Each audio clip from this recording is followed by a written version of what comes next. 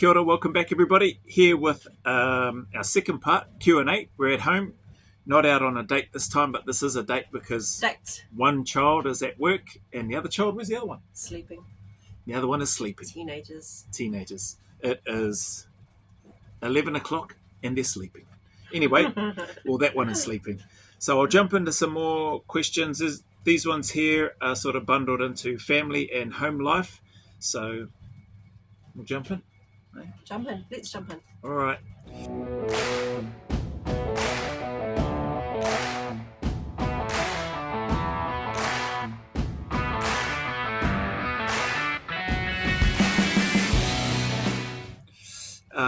For you, my darling, how did our kids or family life in general get affected during training, deployments, or long absences?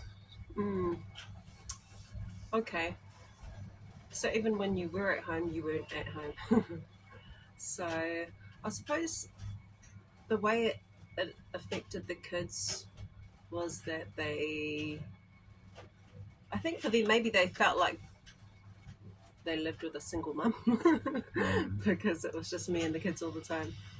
Yeah. So I suppose it affected them in the way that they didn't get to have as much time with Dad as what they probably would have wanted, but they didn't know any. That was their life. Like that's all they knew anyway. Yeah. So for them, they probably just thought, oh yeah, Dads are always gone, and you don't really see them. You don't really spend time with them, sort of thing. Maybe that's how they felt. Yeah. So yeah, affected them in that way that they didn't have two parents at home all the time. But most families probably only have one parent at home during the day anyway, and then the dad or the mum just comes in, I don't know, after work. But you still get to have time with them. Yeah. Thanks, babe. That's okay. I want to add on that because it's not in this question, but then so that's the kids. How did it affect you, and how did it affect you? Yeah, it definitely did affect me because it did feel like I was a single mum, a single parent. But I also knew that because that's the job that you chose, I already knew going in that I would likely be a single parent while you're away and all that sort of stuff. Yeah. So I had already prepared myself, but I don't think you can fully prepare yourself until you're actually there. Yeah. Thanks, babe. Yeah. So, and parts of these questions as well, those that might have seen the first one, we're sorry, the lighting was pretty rubbish and we were in the car taking our daughter to her school ball. It's been in and around some of the conversations that I've had with not only candidates that are looking to join the unit, some of those people are in relationships with children, with a partner, and then there have been a bunch of questions that have come through wanting to hear the boss's side of the arrangements or the work and the life and the family and the supposed balance, which we've never been able to find a balance. But hearing my wife's side has been helpful for a few people that have since seen that first one and have been interested in hearing some more. So we're just going to try to chip away at these questions as they come, and my wife will share those. So that's part of the intent, to try to hopefully people can learn from some of the mistakes that I've made, and I think I've spoken about that in some other videos, just in terms of I was pretty tunnel vision and focused on what I wanted. I was very sort of selfish in terms of what I wanted to do,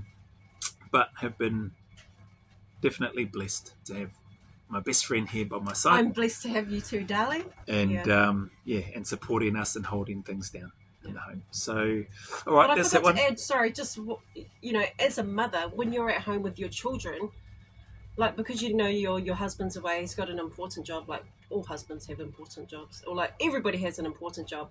But just teaching your children that your dad's not away because he doesn't want to spend time with you. Like he's doing some important work. And just explaining to them that Dad loves you. He's not purposely going away so that he's not spending time with you guys. Like he loves you, and as a mum, you have to be like both parents, and just teaching them, reminding them that Dad does love them, but he's just doing some important work, and then I think sometimes it's not even like the quantity of the time, but the quality of the time. So I know that when you were home, like you tried your best to, be the best dad that you could be, and I definitely saw that. So that was good. Yeah. Thanks, So babe. Yeah. quality time. Yeah. Awesome. But yeah, that's a really good point too. That was always the case. I definitely knew that my wife was sharing with our kids that dad loved them and that I wasn't trying to avoid them or anything like that. So having that bond, having that trust and that relationship between my wife and I definitely helped a heck of a lot with regards to, I think, helping put our children at ease a little bit. May not have fully satisfied them, but it definitely has gone a long way over the years. So yeah, thanks for sharing that. Yeah, that was awesome. What conversations? I don't know if we did, but anyway, this question is in here. What conversations did we have? Did we have to have early on that helped us get through it? Actually, probably a couple of things, but you go first. What conversations did we have to have early on that helped us get through? My desire to want to go to the unit, not only in NZ, but then picking up, going to Australia, then doing all of that. Yeah. I think just knowing what's ahead, preparing for what's ahead. So the long distance relationship, I'm such a sucker, so dramatic, so drama. Like cried every time we spoke on the phone. But yeah, maybe that's just me. But yeah, just being able to speak to you when I was able to, that really helped. That was your bit of filled the battery to keep me going. Yeah, so I'm very simple, so that's all I needed was just be able to hear your voice and have catch-ups. That was really helpful for me. Thanks, babe. Yeah, I think, just on that, my 2 cents in there as well. Yeah, it was something that we realised, that we knew going into, that we would be apart for a while. And that would just be the nature of it, especially when I ended up going over to Australia. So this is one that's come about in terms of, did you bring your wife over to Australia and all that sort of stuff? So yeah, that did eventually happen. But if we rewind a bit, and you can correct me if I'm wrong, like once I'd passed selection and then got onto cycle, if there was an opportunity to shoot back for a weekend, I'd come back and then have to go back. But we were apart. She was in Palmy, I was in Auckland. Then when I got returned to unit, RTU'd, for my silly actions up in Auckland with regards to what had happened, and then chose not to go back, I started the process to go over to Australia. So we knew that if I was accepted to go to Australia, to the ADF, that we would be apart. So when I did go, and then was fortunate to go to 4RAR and we deployed to East Timor, it was just easier for my wife to stay in New Zealand. So we were apart that whole time. Got to come back had a break, had one break, I think, for Sarah's birthday. So I got to come back for that, and then we were apart again, but it was like short turnaround. And then once we got back from Timor, I think you come over then, around about that time.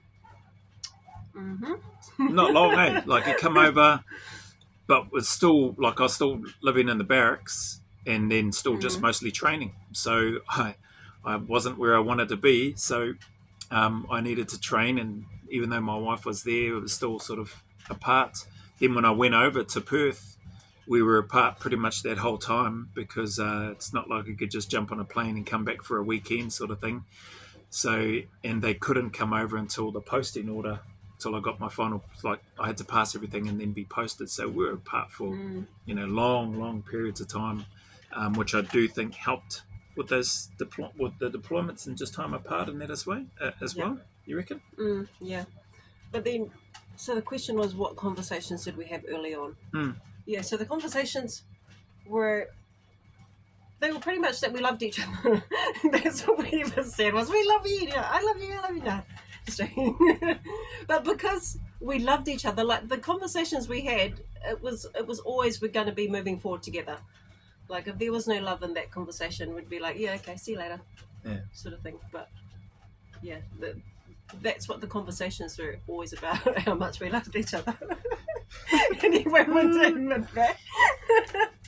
I think, well, this here's what conversations did we have to have early on that helped us get through? True. Sorry, I didn't see what have to have. Yeah. Yeah. But yeah, we did. We were telling each other how much we loved each other. I don't remember you crying every Oh, call, yeah. but yeah, Probably afterwards, though, yeah. yeah, she would tell me that she'd be crying after like the Yeah. calls. I think And she it was was trying to be strong. more because of the distance and, like, you want to be close to the person that you love, but that distance is quite hard. Mm. But yeah, just talking on the phone, though, was, helped. The Really good old helped. days. Good old days. The Nokia phone where you'd have to push the button like 3 or 10 million times to send a text message. Yeah. And then in those days when you got like 20 minutes of free time, so we would use it, go 19 minutes, then hang up and then ring back up again. So there was a lot of those phone calls on those plans. All right. Enough on that one. Go to the next one, eh? Yes, next one. Okay. Next one is, did you feel supported by the military community or mostly alone? Yeah, so this would be in Australia.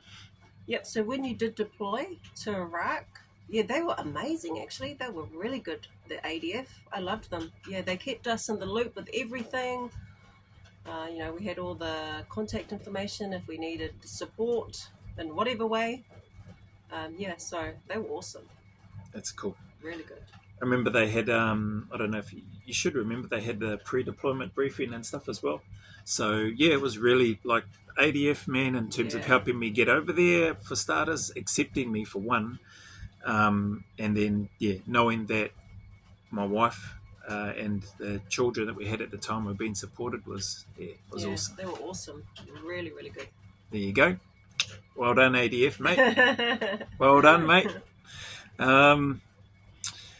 How did you keep the family? So next one, how did you keep the family running when I was physically and emotionally unavailable? Geez, those are big questions. Yeah. Well, again, it all comes back to you prepared yourself beforehand. Like, I knew that you'd be away a lot, so I had to mentally prepare myself. Okay, this is going to be pretty much a one man sort of show where I would have to do everything while you were gone, which was all good. Yeah, that was fine. Like, just the more you do it, the more, the easier it is. Mm. Yeah, so it just becomes your norm. That was normal for us. Awesome. Thanks, babe. Yeah. But I'm not saying that it's easy and it didn't happen overnight sort of thing. It was still hard. It was still a challenge. But yeah, you just condition yourself, you get used to it. And tiring. there's probably a bunch of other questions within there, but I won't delve into them. Because there's a whole list on here of other questions, so they may come up later. And if people have questions or they want to ask, feel free to send those through. We'll do our best to go through and answer them. I think this is more from what I've been seeing and hearing anyway, it's been helpful for people that are looking to go in to the unit. It's been helping give some of those people a perspective. And then it's just been sort of those that aren't looking to go in, it's been a bit of an insight, or they've just been interested. So those are probably the two main categories, for want of a better term, in terms of how this information's come about and who it may be for. If there's other people outside of those two categories, then that's great as well. Hopefully it helps in some small way. But that's the intent with regards to these and where they've been coming from. Sorry, just for that question, it's quite an in-depth question as well. So there's quite a few things that I did have to do that I had to be in a routine with. So me doing a workout every morning, well, actually just Monday to Friday, while the kids were still sleeping, doing a workout kept my mind mentally sound. And it was a blessing because it helped with my endurance, physically, mentally. And then the other part is, like, I'm religious, so I do believe in God. I do have faith in God. So, definitely having trust in the Lord and including Him in all the decisions that I made, that is what helped me. So those things, like mentally, spiritually, I had to make sure that I was mentally and spiritually capable.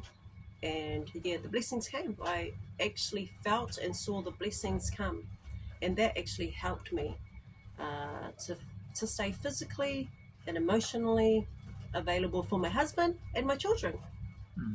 So it's there's a few parts Yeah. that go into It's a big question, eh? yeah. Mm. Yeah, but I don't want those listening to think that it's just easy and Mm. that I'm the super woman, because I'm not. Like, I struggle. Like, it's hard, but just putting some basic things into place, like working out, looking after your physical and your mental health, spiritual health. That definitely helped me to get through the daily challenges that I was faced with. Mm. Yeah, awesome. Nice, babe.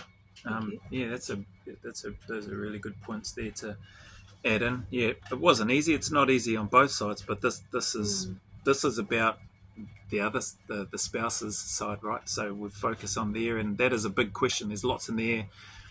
I could probably unpack that even more, but I'm just going to stick with the question that's in there, and we can always come back to it later if other people have other questions. But that's awesome, the stuff that you did. But I mean, I didn't even do it all on my own as well, because obviously you have family that you can talk to over the phone, because we didn't have any family in Perth. So just having phone calls with my parents, my siblings, that was really uplifting. Gives you the strength to carry on. But I also had lots of lovely older ladies from church. And I say older only because the ward that I belonged to in Perth, it was like an older sort of, a lot of older people in there. So I was very blessed that, they would come and visit me. That because they were older, they were wiser as well. And I liked taking in, like, the counsel they gave me. So definitely having other people.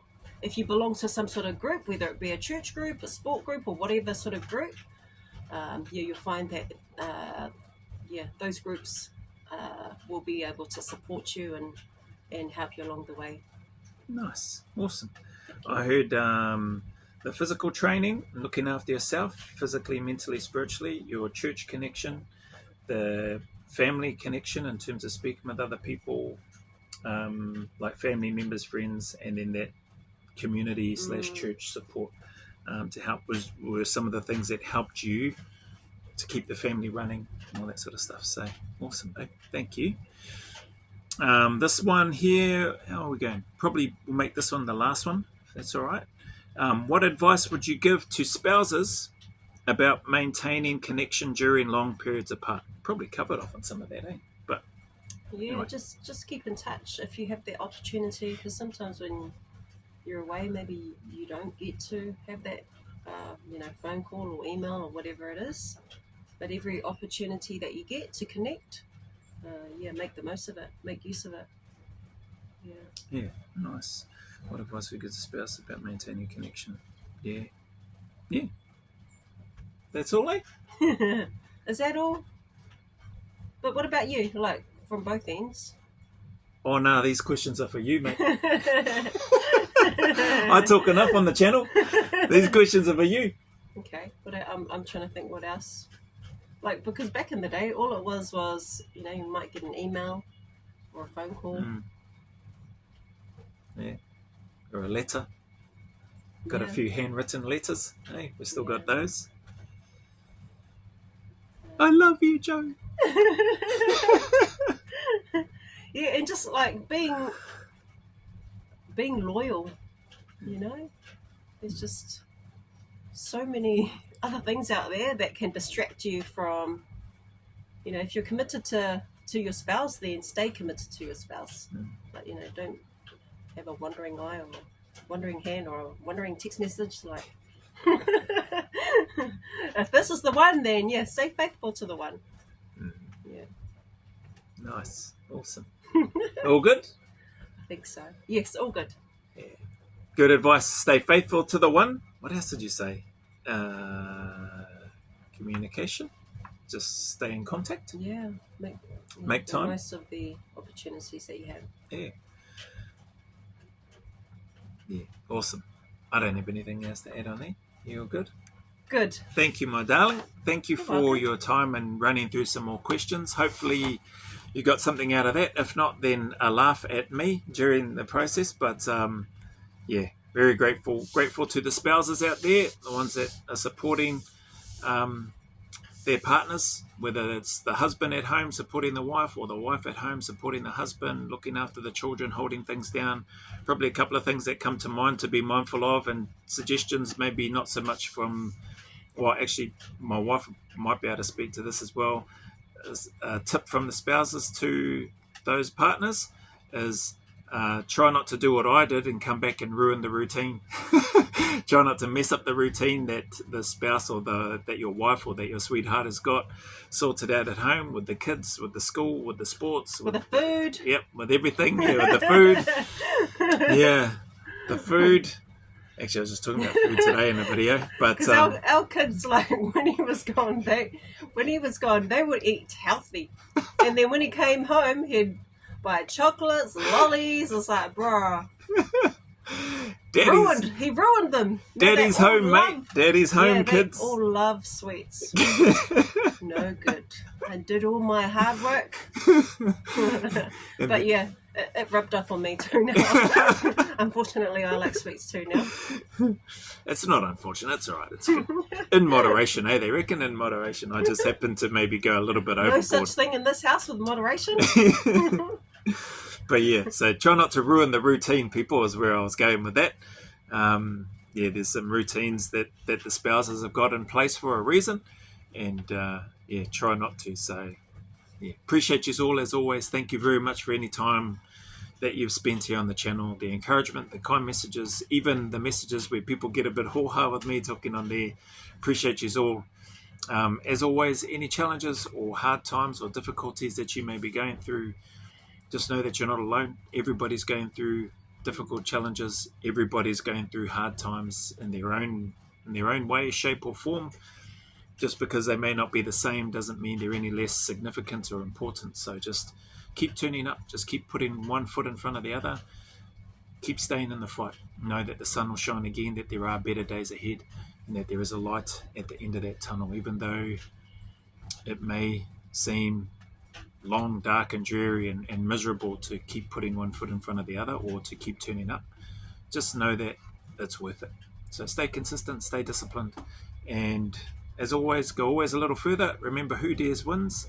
And until the next video, a big mana away from both of us, filled with our aroha, respect, appreciation, and gratitude for you all.